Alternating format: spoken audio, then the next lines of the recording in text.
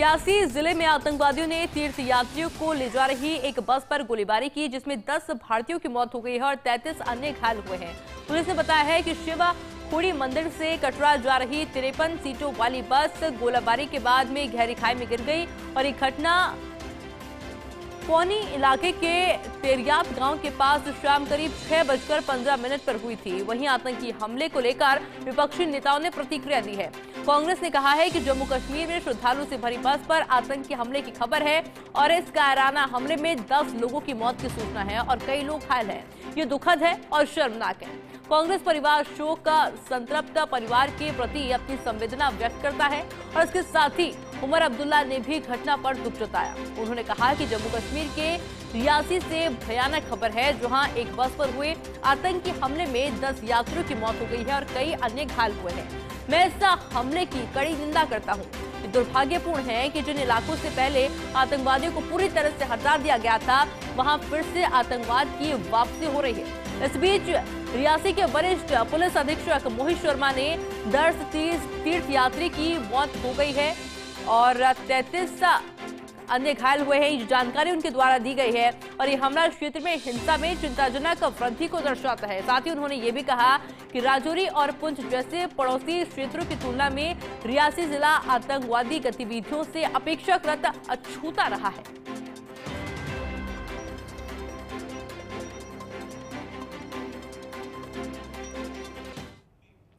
राजस्थान के ऊर्जा मंत्री हीरालाल नागर ने कस्बा वैर की बिचूपुरी पट्टी पर आयोजित हेला ख्याल दंगल में शिरकत की। उनके साथ बयाना विधायक डॉक्टर ऋतु बनावत, वैर विधायक बहादुर सिंह कोहली, जिलाध्यक्ष मनोज भारद्वाज भी मौजूद रहे। मंडल कमेटी द्वारा ऊर्जा मंत्री का माला, साफा, चांदी का मुकुट पहनाकर स्वागत किया गया। उपस्थित लोगों को संबोधित कर ऊर्जा मंत्री ने कहा कि आने वाले समय में 225 लाख करोड़ रुपए के काम करवाए जाएंगे। मंत्री नागर ने कहा कि मैं स्वयं भी किसान का बेटा हूं। 2 साल के अंदर हमारे किसान को 8 घंटा बिजली मिले और इस तत्परता के साथ काम करने की कार्य योजना तैयार कर रहे हैं। वहीं मंत्री ने बताया कि 15 से 20 मेगावाट बिजली बनती थी और अब आने वाले 5 साल में राजस्थान में 32,000 मेगावाट बिजली बनाई जाएगी। हिंडौन में 400 केवी का ट्रांसफार्मर बदलकर 500 केवी का रखवाया जाएगा। धौलपुर का बिजली घर शीघ्र शुरू हो जाएगा, ये मांग रखी है। वहीं विधायक बहादुर सिंह कोहली ने धाकड़ धर्मशाला के लिए विधायक कोटे से 10 लाख रुपए देने की घोषणा की है।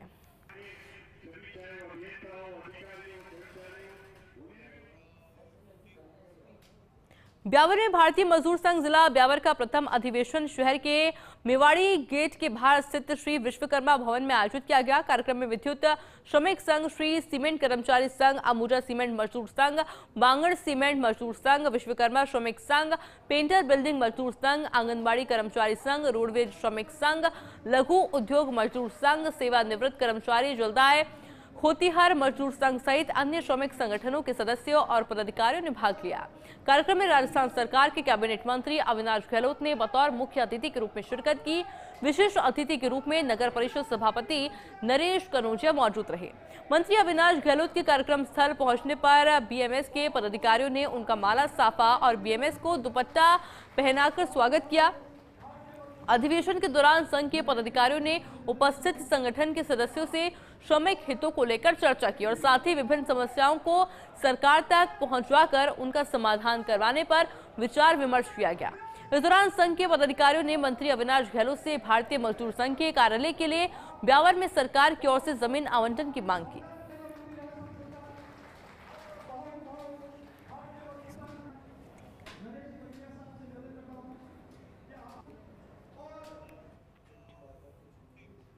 राजस्थान सरकार के कैबिनेट मंत्री अविनाश गहलोत ब्यावर के दौरे पर है। इस दौरान उन्होंने ब्यावर भारतीय जनता पार्टी की ओर से मनाई जा रही वीर शिरोमणि महाराणा प्रताप की जयंती समारोह में शिरकत की। इस दौरान नगर परिषद सभापति नरेश कनौजिया और भाजपा कार्यकर्ता और पूर्व पार्षद ईश्वर तंवर, दीपक शर्मा और अन्य कार्यकर्ताओं के साथ शहर के मेवाड़ी गेट के बाहर स्थित महाराणा प्रताप सर्किल पहुंचे, जहां पर उन्होंने महाराणा प्रताप की मूर्ति पर माल्यार्पण करते हुए उपस्थित सभी से महाराणा प्रताप के जयकारे लगाते हुए उन्हें नमन कर याद किया।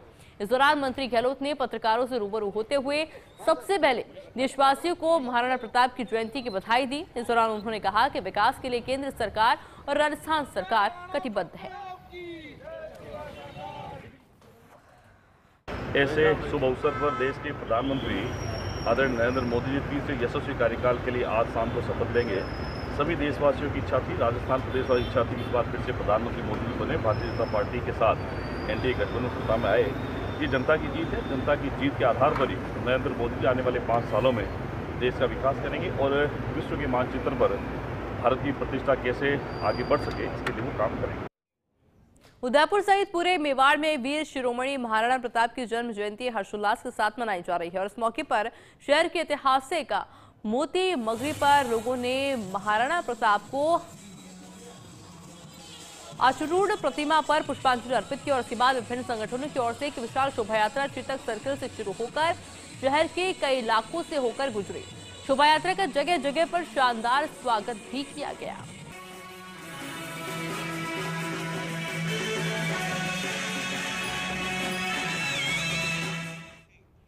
देश भर में महाराणा प्रताप की जन्म जयंती धूमधाम से मनाई जा रही है। इस दौरान राजसमंद के कुंभलगढ़ दुर्ग में महाराणा प्रताप के जन्म कक्ष में विधायक सुरेंद्र सिंह राठौड़ सहित कई लोगों ने पुष्पांजलि अर्पित की। आपको बता दें कि सुरक्षा की दृष्टि से प्रताप जयंती के अवसर पर ही महाराणा प्रताप जन्म कक्ष को आम लोगों के लिए खोला जाता है। इस दौरान उपखंड अधिकारी उपेंद्र शर्मा, कुंभलगढ़ डीएसपी ज्ञानेंद्र सिंह सहित कई लोग मौजूद रहे।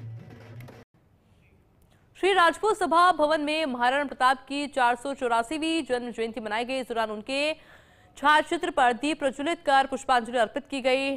सह मंत्री मोहन सिंह बागड़ ने महाराणा प्रताप को नमन करते हुए कहा कि महाराणा प्रताप के व्यक्तित्व को किसी धर्म, जाति और प्रदेश की सीमाओं में नहीं बांधा जा सकता।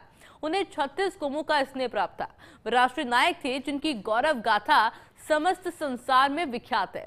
इस अवसर पर श्री राजपूत सभा के कोषाध्यक्ष प्रद्युमन सिंह मुंडरू, कार्यकारिणी सदस्य अजयपाल सिंह, जोगेंद्र सिंह, श्रवण सिंह, जितेंद्र सिंह शेखावत, हेमेंद्र कुमार दूदू, हर्षवर्धन सिंह शेखावत, श्री राजपूत सभा जिला इकाई जयपुर के महामंत्री फतेह सिंह गौड़, जिला इकाई झुंझुनू के महामंत्री कैप्टन नरेंद्र सिंह चिचड़ोली, शंकर सिंह फतेह, डॉक्टर संजय सिंह, शिवराज सिंह सांपला और समाज के गणमान्य लोग उपस्थित रहे। Advocate Surendra Singh Naruka, advocate Gujarat Singh Kailai, Bhupal Singh Rathore, advocate Rajendra Singh Tanwar, Kiran Shekhawat, advocate Deepak Singh Rathore, SP Singh Ibrahimpur, Surendra Singh Bankawat आदि ने महाराणा प्रताप के जीवन चरित्र पर प्रकाश डाला। जयपुर में विशाल प्रतिमा स्थापित करने के साथ ही विशाल स्तर पर एक सभा सभी संगठनों से मिलकर महाराणा प्रताप जयंती मनाने की श्री राजपूत सभा से अपील की गई। कार्यक्रम का संचालन पृथ्वी सिंह काली पहाड़ी ने किया। वीरेंद्र पाल सिंह ने धन्यवाद ज्ञापित किया।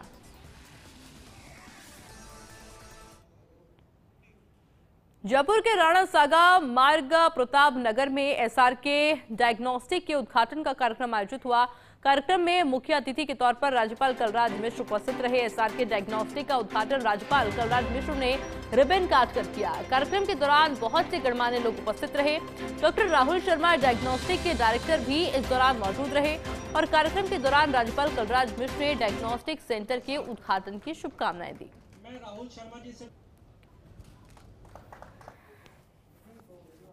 डायग्नोस्टिक सेंटर और इस क्षेत्र में बड़ा महत्वपूर्ण है। स्वागत और वंदन के साथ में जिस प्रकार की मशीनें यहाँ उपलब्ध कराई गई हैं, निश्चित रूप से यहाँ के आसपास के लोगों को बहुत ही लाभ प्राप्त होगा। मैं समझता हूँ कि यह अत्यधिक अपने गुणवत्तायुक्त कार्य के आधार पर लोगों के बीच में जाए, ये मेरी शुभकामना है। और यही मैं चाहूँगा कि एक ऐसा सेंटर बने, ऐसा केंद्र बने कि जयपुर में लोग याद करें, हाँ, डायग्नोस्टिक सेंटर प्रताप नगर, वहाँ चलना आवश्यक है, अच्छा रहेगा। ये इकलौता इस एरिया का single stand alone diagnostic centre है जिसमें एमआरआई लगी है। बाकी काफ़ी हॉस्पिटल्स हैं जहाँ पे है, लेकिन वहाँ पे हमेशा पेशेंट्स को परेशानी सहन करनी पड़ी क्योंकि एमआरआई की कोई सुविधा ही नहीं थी। तो हमने काफ़ी टाइम से विचार विमर्श करके इस बार सोचा कि एक जगह लाए जा सकें जहाँ पे सारे आस पड़ोस के लोग, आस पड़ोस के हॉस्पिटल पेशेंट्स जो कि दूर दराज गाँव से आते हैं, उनको एक सुविधा दी जा सके। इसलिए हमने ये डायग्नोस्टिक सेंटर लाए। यहाँ पे हमने एक वर्ल्ड क्लास एमआरआई को यहाँ पे स्थापित किया। डॉक्टर सुमन गोविंद चौधरी और डॉक्टर राहुल शर्मा इन लोगों ने प्रयास किया है, उसके लिए इन लोगों को बहुत बहुत बधाई। और मेरी तो इनको एक ही प्रार्थना है कि ये गरीब को गणेश मानते हुए कुछ लोगों को निःशुल्क ये सेवा प्रदान करें और ये डायग्नोस्टिक सेंटर न केवल प्रतापनगर में बल्कि राजस्थान का मशहूर सेंटर बनके कामयाबी हासिल करें।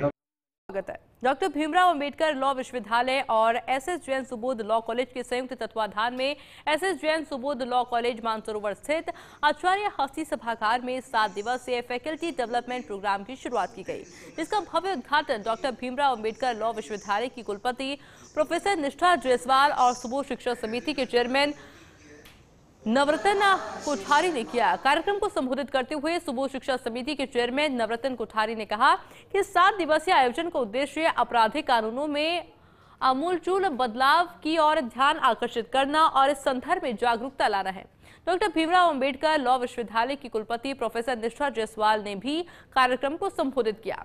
इस अवसर पर सुबोध शिक्षा समिति के संयुक्त मंत्री विनोद लोढ़ा, महाविद्यालय कार्यकारिणी सदस्य सुनील कोठारी, आशीष बोत्रा, नेशनल लॉ विश्वविद्यालय के फाउंडर कुलपति professor Ranbir Singh, national law विश्वविद्यालय भोपाल के कुलपति professor V Vijay Kumar, SRM विश्वविद्यालय दिल्ली के कुलपति professor doctor Paramjit S Jaiswal और SS Jain Subodh law college प्राचार्य डॉक्टर गौरव कटारिया और अन्य गणमान्य अतिथि उपस्थित रहे।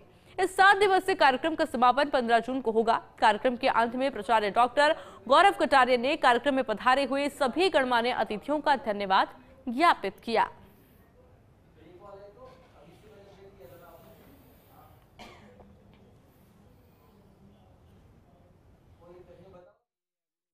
फैकल्टी की ओरिएंटेशन, उनकी ट्रेनिंग बहुत ज़रूरी होती है समय के साथ, खासकर जब हम लीगल एजुकेशन में हैं, नए लॉज आ जाते हैं, अमेंडमेंट्स हो जाती हैं, नए जुडिशियल डिसीजंस आ जाते हैं, तो उसके लिए बहुत ज़रूरी है कि इनको टाइम टू टाइम ट्रेन किया जाए।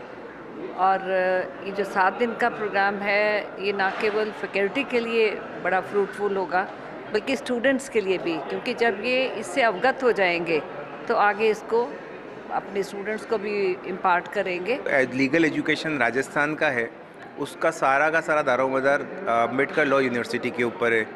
तो जो वाइस चांसलर मैडम है निष्ठा जायसवाल मैडम, उनका कहना ये था कि इन जितने भी प्रोफेसर्स हैं, इनकी कैपेसिटी बिल्डिंग ज़रूरी है, क्योंकि जो नए लॉज बन रहे हैं, इन नए लॉज के इम्प्लीमेंटेशन के क्या क्या चैलेंजेस हैं, किस तरह से सिलेबस बनना चाहिए, किस तरह से बच्चों को पढ़ाना चाहिए, तो ये सारा का सारा एक टीचर के डिस्कशन से एफडीपी के माध्यम से कराना जरूरी है।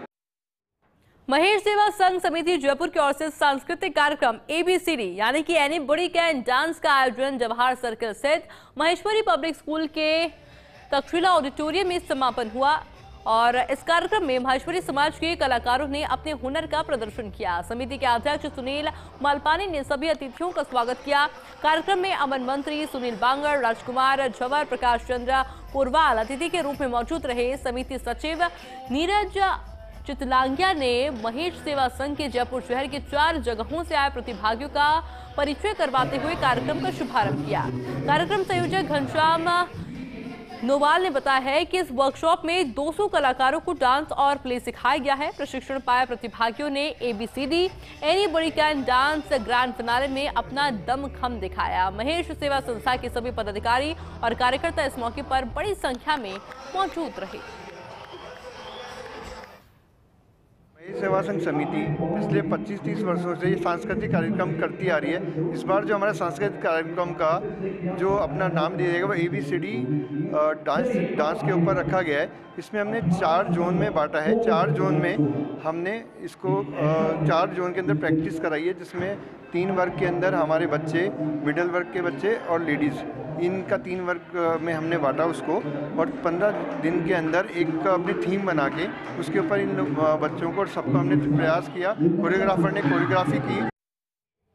ऊर्जा मंत्री हीरालाल नागर भरतपुर दौरे पर रहे। उन्होंने बयाना और वैर में कई कार्यक्रमों में भाग लिया, जिसके बाद उन्होंने बिजली विभाग के अधिकारियों के साथ बैठक ली और भरतपुर में जयपुर विद्युत वितरण निगम के संभागीय मुख्य अभियंता कार्यालय में संभाग स्तरीय समीक्षा बैठक में अधिकारियों को संबोधित किया।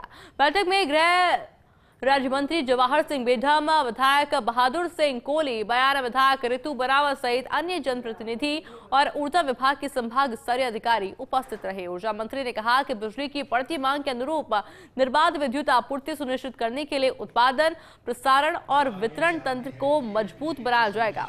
उन्होंने निर्देश दिए हैं कि विद्युत तंत्र को सुदृढ़ करने के लिए अधिकारी भविष्य की आवश्यकताओं को देखते हुए पुख्ता प्लान तैयार करें, जिससे उपभोक्ताओं को सतत बिजली आपूर्ति सुनिश्चित की जा सके।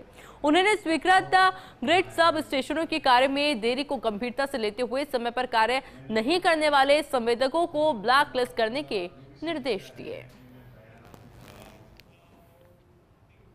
करौली के मंडराल क्षेत्र में सहेड ओन गांव के पास चंबल नदी में डूबने से 2 युवकों की मौत हो गई। मृतक युवक क्षेत्र में मजदूरी करने आए थे और नदी में नहाने के दौरान डूबने से मौत हो गई। नदी में युवकों के डूबने की सूचना पर मंडराल थाना अधिकारी महेंद्र सिंह पुलिस जाब्ते के साथ मौके पर पहुंचे। स्थानीय गोताखोरों ने नदी में तलाश शुरू किया और साथ ही करौली से सिविल डिफेंस टीम के जवान भी मौके पर रेस्क्यू के लिए पहुंचे।